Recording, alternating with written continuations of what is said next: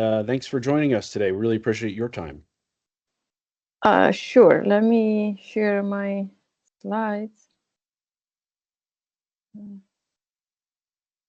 Nope. Um,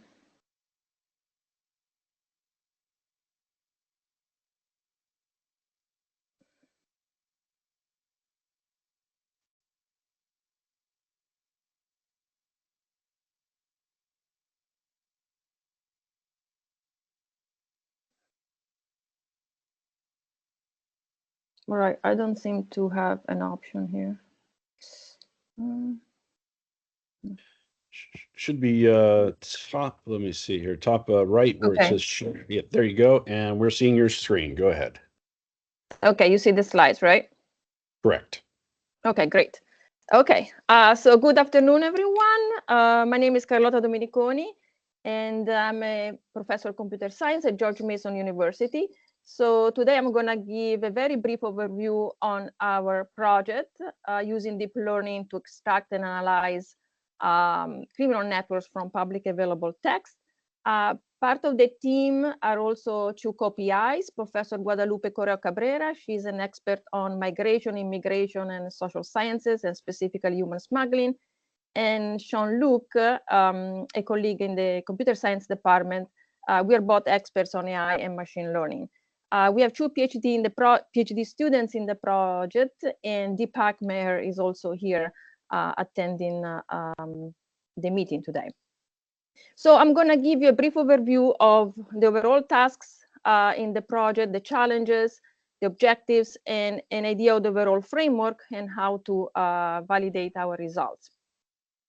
So the main goal of our project is to automate the process of extracting and analyzing criminal networks from text. In our case, is public available text, and specifically past legal cases in the US, both at the federal and state level. And the idea, the overall goal, is to try to understand how these networks operate, the major actors involved in these human smuggling operations, and understanding especially how these networks change and adapt over time, with the ultimate goal eventually to help counteracting these networks. The challenges related to such a project is that these networks are large, are heterogeneous in nature, they're complex, and especially highly dynamic. Some of the research questions we want to investigate is and understand is who are the actors involved in these human smuggling operations, what are their relationships, how do they organize themselves into groups, rings, and communities in general, and how these interactions change and adapt over time, especially in response to changes in policy enforcement and societal makeup. So the case study in this project is human smuggling networks, and they present they have interesting characteristics and features. So human smuggling has undergone major transformations in recent years. They started as small family businesses, and then they have developed as large complex networks that intersect with other criminal networks. They often involve corrupt officials and also intersect with transnational criminal organizations. So with the findings and inside, we will find through our project, we think we can gain an improved understanding of migration trends, as well as specifically irregular migration trends, an understanding on how human smuggling operations evolve, change, and adapt to changes in policy and enforcement. And we also hope to be able to use our findings to help designing effective strategies, effective policies to prevent migrant abuses and exploitations. So there are two main tasks in this project. The first one is constructing the knowledge graphs representing the criminal networks. And to address this task, we are leveraging deep learning models, specifically large language models, and their ability to understand the complex structure and relationships in text data. Once we have the knowledge graphs representing our human magnet networks, the second task will be to actually mine and analyze these networks to detect interesting patterns, behavioral patterns.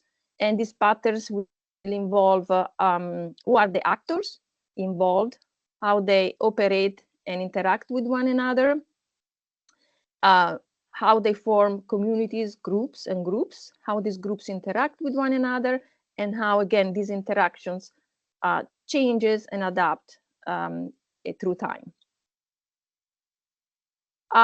This is a picture that describes our overall framework. As I said, there are two phases, two main tasks. The extraction of knowledge graph from public available text, in our case, public law cases, and then the graph mining phase. So for the extraction of the knowledge graph, we are leveraging and adapting large language models in combination with few-shot learning and prompt engineering. The input to the large language model is our collection of documents and text, in our case, public case law cases. By performing few-shot learning and prompt engineering, we are guiding the large language model to extract information we are interested in from the input text, and the output will be the extracted entities, relationships, and associated summaries, which will form our knowledge graph. So the entities will form the nodes in the graph, and the relationships will represent the connections among these graphs, among the nodes. We also have summaries associated both to the extracted entities and relationships, and these summaries provide explanations on those extracted patterns and also factual statements. Once we obtain the knowledge graph will be actually analyzed and evaluated by the domain experts in the team, and they will provide feedback, and this feedback can be used to further refine the large language model and to improve the extraction of entities and relationships. So we view this process as an iterative process in which we iteratively refine the process of extracting entities and relationships, and therefore refining our knowledge graphs as a result. Once we have the knowledge graph, we will develop and apply machine learning techniques, data mining techniques, to discover behavioral patterns. These will involve their actors and their roles, their communities, gangs, or rings they form, their overlap, their interaction, and how these groups evolve and change over time. There are a couple of key features of this framework that I want to highlight. And one is that in our framework, we integrate domain knowledge and machine learning since the start and throughout the process. And I find these features very important in order to ensure that our patterns, the discovered patterns, are complete and also correct. Through the discovery of entities related to time, we will be able to construct and analyze dynamic networks, so to capture the changes over time of these networks. And finally, associated to our entities and relationships, we also have summaries, which represent descriptions, as well as they include the factual statements. And so the system gives transparency and explainability for the findings, for the discovered patterns. And the user can always trace back trace the patterns back to the original text source. So how do we evaluate our findings? Again, as I mentioned, to evaluate and validate the knowledge graphs we discover, we will interact closely with the domain experts, which will they provide feedback on potential inconsistencies or lack of information, and it will enable us to iteratively improve the graph. To facilitate the process of investigating the validity of the graph, we can also define and design sample queries that can be run against the graph. And based on the graph responses, we can further refine the graph itself.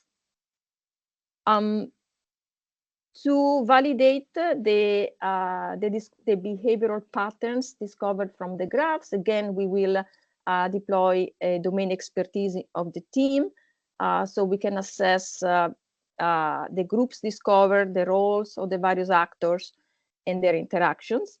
To validate role prediction and event prediction, we can also perform cross-validation or an hold-out method where we use historical past events to train our system and then use future events which we have not used during training to perform testing.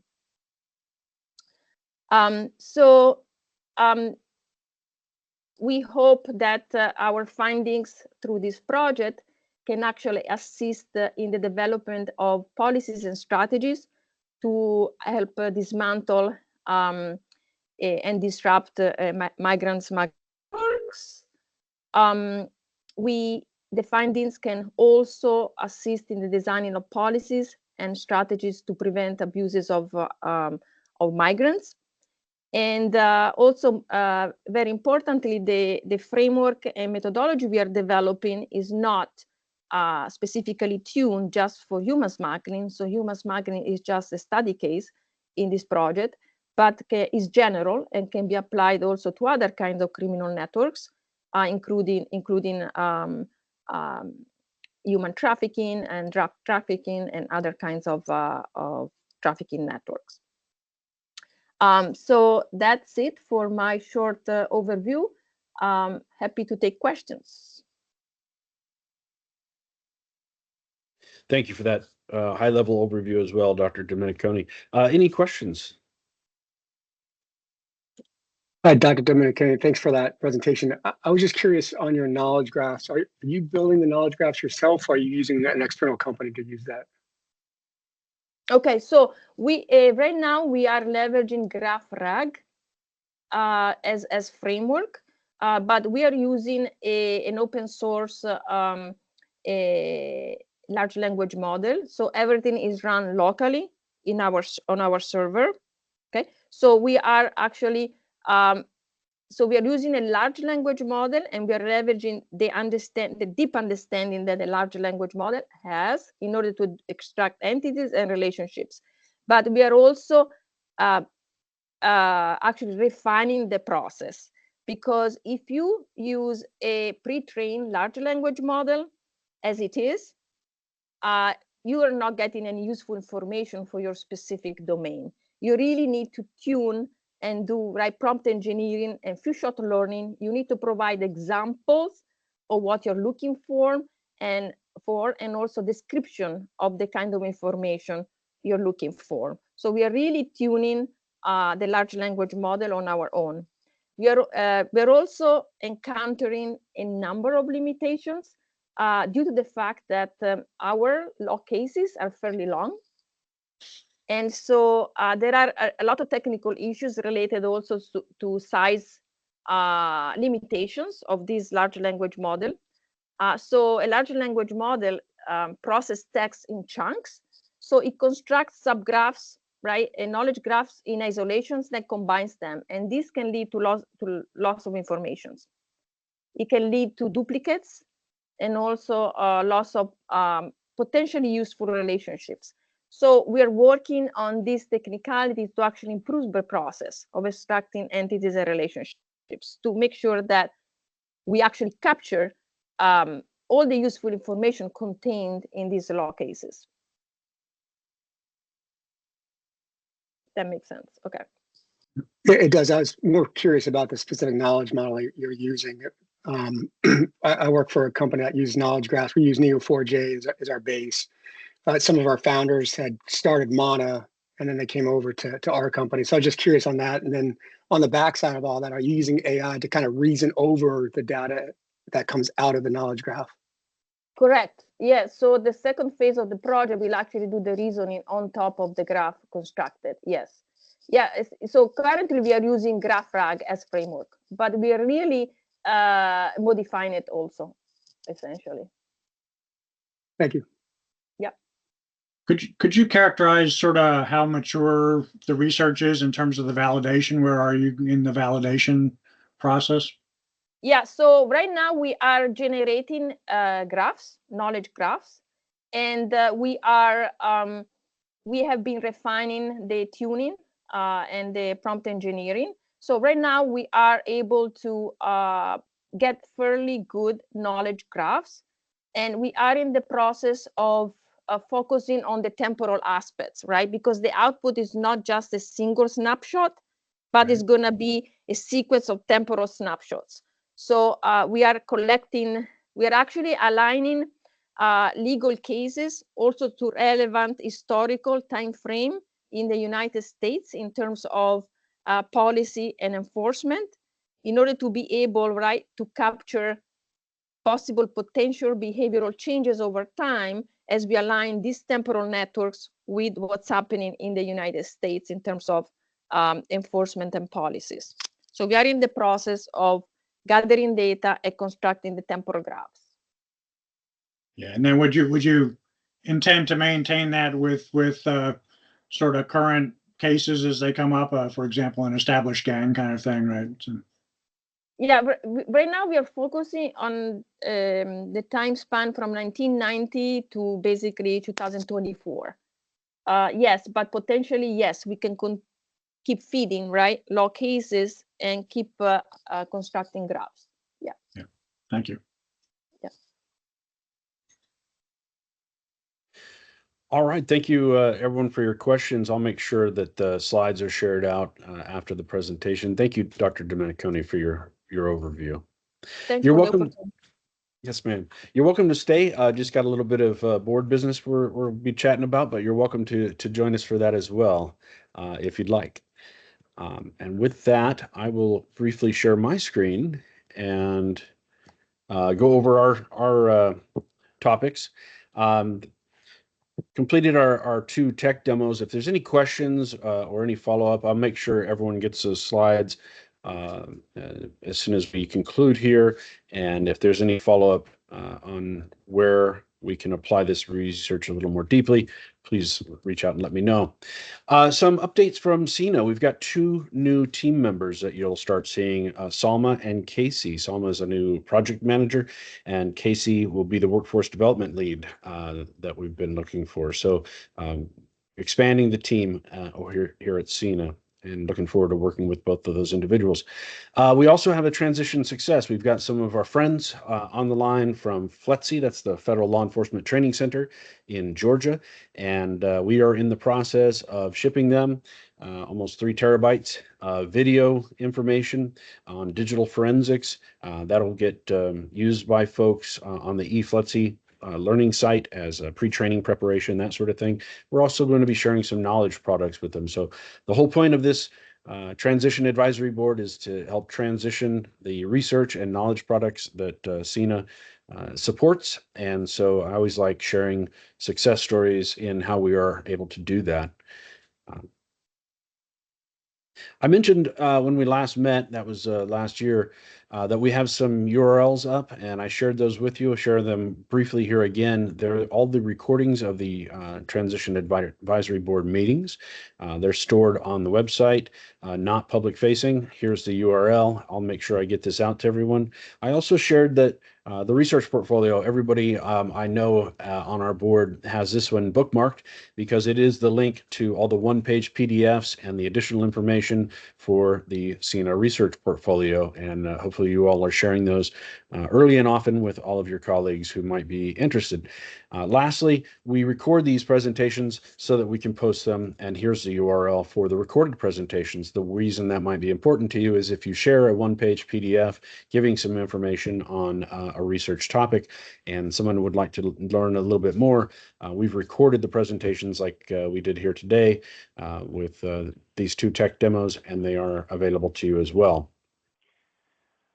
So, Stephen, along those lines, can we I mean, we're going to tailor it to specific people that are interested, but these are free and open. Like, I don't have to keep coming back to you and say, can I disclose to this person or that person? That's always my question to you. Yes, sir. Free and open. No QE, no class. You're welcome to share it. They are available public facing, and so all the electrons you want. Hey, thanks. That's why. Thank you, because I always bother you just before I do something, just to make sure that everything is. But if I have that blanket, go forth and conquer, that really helps. Yes, sir. Appreciate it. I appreciate the thoughtfulness, but you're welcome to share any of these one-pagers. And that website that I showed, this one here, the research portfolio URL, I'll point out, it's hard to see on this eye chart here, eye test. On the left is a hyperlink under title, and that takes you to another URL, which is the information about the project. But most importantly, I think you'll find on the right-hand side under project summary, it says summary download. That link will get you a PDF. And that's useful because you can email that around to your friends and colleagues and share that one-page PDF that gives a very simple overview of a project. Let's see if I can do this. Like the one I'm showing now, again, not meant to be an eye chart, just a PDF, but very valuable in terms of a one-page PDF. This happens to be the one-page PDF on the video digital forensic series that we're sharing with FLETC. And as you'll see at the bottom, there's titles of those videos, quite a bit of information on digital forensics, encoding, encryption, forensics, all of the titles that you see before you. And so you can email or share these PDFs with your friends and colleagues. And if they want more information, that's that second URL I showed you, that where some of these have been recorded. Not 100% of our portfolio has a recording associated with the one-page PDF, but many do. And so like today's two presentations, it'll give you a little bit of a deeper understanding of what the research is about and answer some more of those technical questions that your technical teams might have. So again, I'll email these out and make them available to everyone, and you're welcome to share. We briefly talked last time about the new research efforts. These are the RFPs that came out last year, and here are the titles that were selected, the 5 titles. These are the ongoing research efforts that are happening right now today live at SENA. As always, I mentioned to this board, you are welcome to attend these project meetings. You probably don't want to attend every one, but if you're interested in one of these topics and would like to sit in and listen to the research team chat with the project managers, you're welcome to do so. And you're welcome to provide input and feedback and thoughts on how the research is going, how it can be most impactful for the components or in commercialization, and attend those meetings. Always look forward to that. Last we spoke, I also mentioned these 5 research efforts and requested that if anybody is interested in the research and would like to champion that research, I would really be happy to coordinate you attending the project meetings all the way through to completion, where we would then transfer the capability either directly to a component, like our friends at FLETC, or commercialization. So please reach out to me. I've got 5 opportunities here, looking for 5 names or more where you can participate in being a champion of the research. Having said all that, it's 2025. Welcome. And we will be sending out this year's URL, a very brief survey.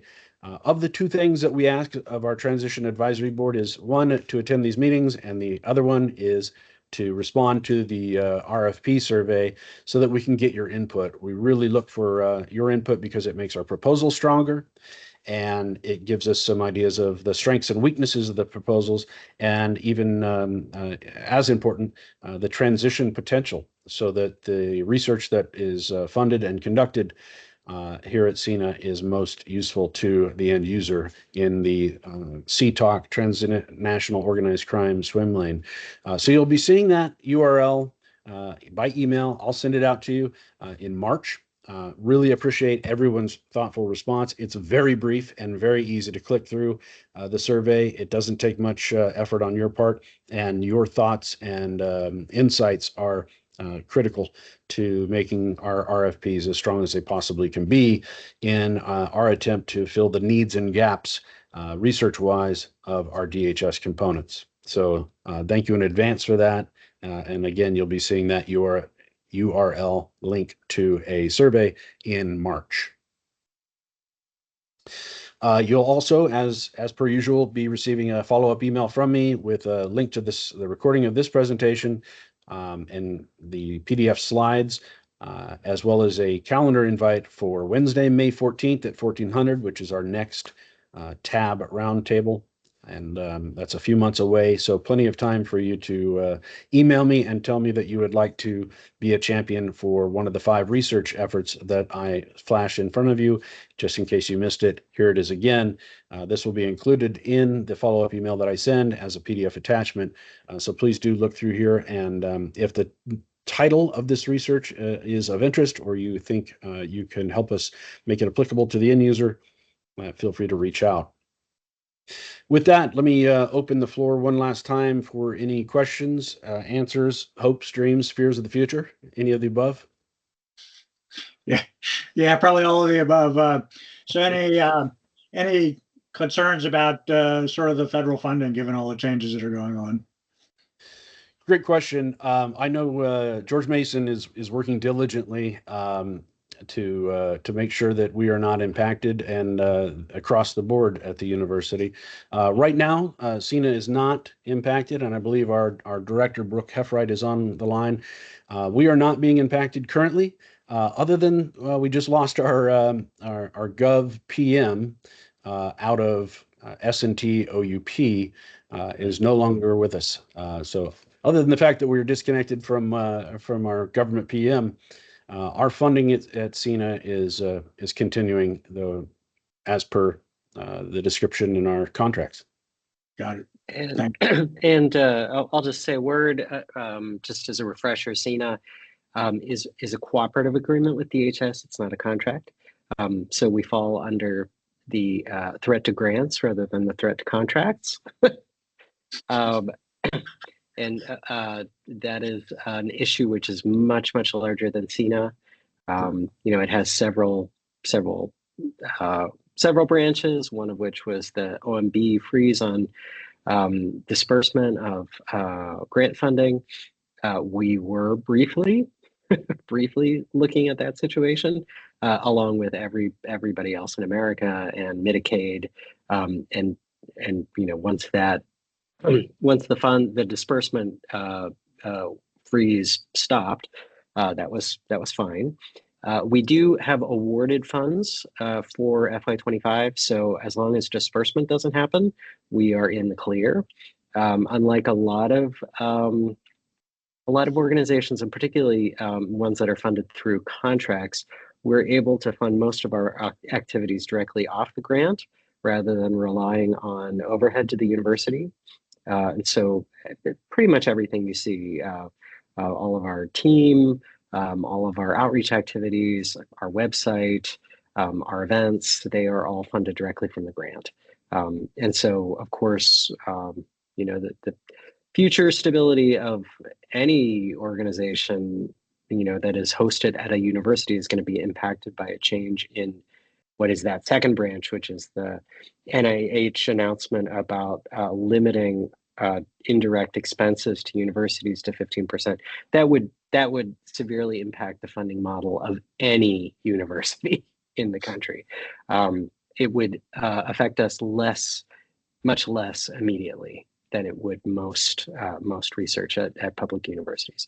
And then the third kind of thing that we're looking at is next year.